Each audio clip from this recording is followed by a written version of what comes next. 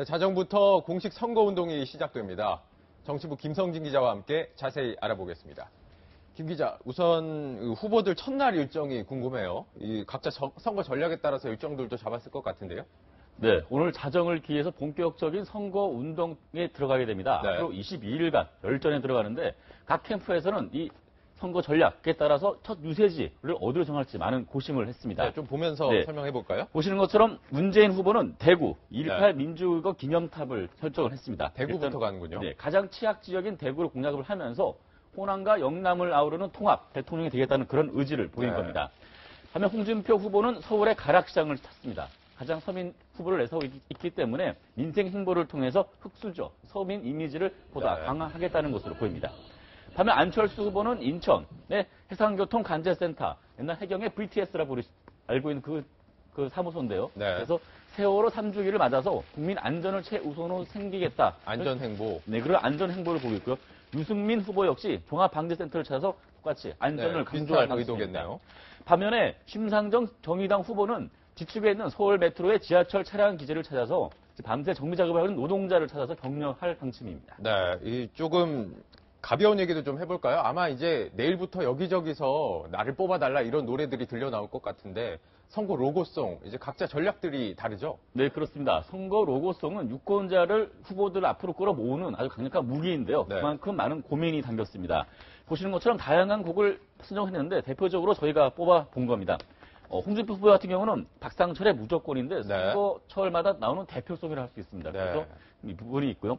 눈에 띄는 부분이 문재인 후보와 유승민 후보가 똑같이 트와이스의 치얼업을 선택을 했다는 겁니다. 네, 치얼업 같은 아주 경쾌한 그런 음악이고 아이돌 그룹이다 보니까 젊은 층들에게 어필할 수 있는 그런 효과가 분명히 있습니다. 최신곡도 있고 예전 노래들도 있고. 근데 두 후보가 같은 곡을 골라는 좀 차이가 있습니다. 그래서 유승민 후보는 트와이스의 어쿠스틱 버전을 선보여서 좀 더 차분하면서도 좀 진중한 모습을 보여줄 계획이라 하고요.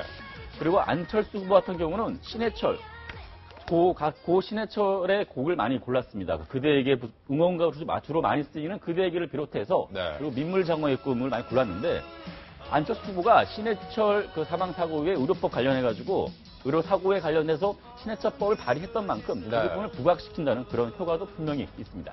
그렇군요.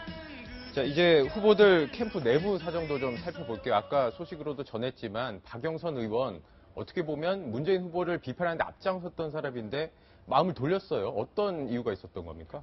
네, 일단은 문재인 후보가 적극적으로 박영선 의원에게 구애를 보냈습니다. 그리고 수시로 전화를 걸었었고요. 그리고 통합, 앞으로 마지막 남은 퍼즐이 민주당 내의 통합이었는데 통합을 위해서 꼭 힘을 모아달라는 의지를 보였습니다. 비판해왔던 인사를 끌어안으면서 통합의 이미지를 보이겠다. 네, 그렇게 해서 지금 박영선 의원이 합류는 했지만 그동안에 지금 문재인 후보와의 그런 감정의 고를 봤을 때 쉽지 않은 결정이었다는 부분이 느껴지는 부분입니다. 좀 살펴볼까요? 네. 박영선 의원의 국민의당이 민주당에서 떨어져 나와서 분당할 당시만 하더라도 감정적으로는 안철수 후보보다 내가 먼저 당을 나갔어야 했다. 그렇게 의사를 밝혔었고요.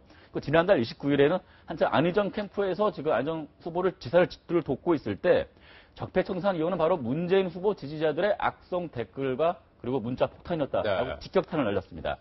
그리고 최근이죠. 지난 4일에는 경선에서 승리한 문재인 후보가 그런 악성 댓글, 문자 폭탄에 대해서 경선의 양념이다라고 표현을 했었는데 이 양념이란 단어의 가벼움, 그것이 바로 문재인 후보들의 그 패권주의의 내면에 들켜버린 속살이다라고 아주 비꼬았습니다. 네, 그랬는데 오늘 이렇게 얘기를 했군요. 네, 불과 며칠 되지 않아서 지금 캠프에 합류를 하면서 문재인 후보의 압도적인 승리를 위해서 분골쇄신해서 전국 방방곳곳을 누빌 것이라고 밝혔습니다. 자, 그런가 하면은 이 유승민 후보는 당내 의원들이 또 발목을 잡고 있는 모양이군요. 지금 완주 여부를 놓고 갑론을먹이 벌어지고 있나 보군요. 네, 그렇습니다. 지금 유승민 의원의 사태로 계속 완주를 하면 당이 망한다라는 얘기를 지금 바른정당 내부에서 의원들이 얘기를 하고 있습니다. 먼저 크게 이유를 살펴보면 세 가지입니다. 첫 번째가 돈입니다. 18일이면 이제 선관위로부터 국고보조금 63억 원이 들어옵니다. 63억 원으로 이번 대선을 치르기에는 턱없이 부족한데요.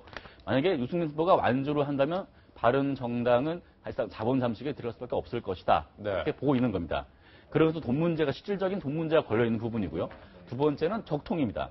지금 자유한국당과 바른정당 누가 진짜 보수전을 놓고 지금 경쟁을 하고 있는데 네. 현재 유승민 후보 한 자릿수 지지율로 홍준표 후보보다 뒤처져 있습니다. 그러다 네. 보니까 실제 성적표에서 자유한국당보다 뒤처질 경우 보수의 아류가 될 수 있다. 그리고 성적을 이게 나오기 전에 네, 지지율 어느 정도 고민이 있군요. 지지율 고민이 필요한 부분이고요. 앞서 돈 얘기도 마찬가지입니다. 전부가 이 지지율에 대한 얘기인데 네. 지금 15% 이제 전액 10% 하면 50%의 선거 보조금을 보전받을 수 있는데 그런 문제가 같이 지지율과 엮여 있는 겁니다. 그래서 지지율이 안 나온다면 사퇴하는 것이 오히려 도움이 된다. 이렇게 보고 있는 겁니다. 네. 말씀 여기까지 듣겠습니다.